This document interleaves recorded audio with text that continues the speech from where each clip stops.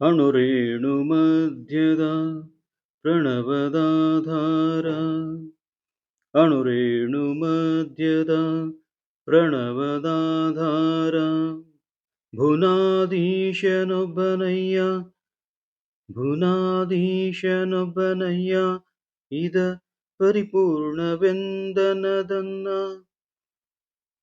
ದೈವವ ಸ್ಮರಿಸುವ ಭವಿಯನೆಂತು ಭಕ್ತನೆಂಬೆನೈ ಕಾಣ ರಾಮನಾಥ, ರಾಮನಾಥ,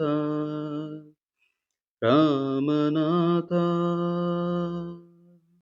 ಅರ್ಥಾತ್ ಸೂಕ್ಷ್ಮವಾದ ಕಣಕಣಗಳಲ್ಲಿ ಓಂಕಾರವೆಂಬ ಮಂತ್ರವೇ ಆಧಾರವಾಗಿರುವಂತಹದ್ದು.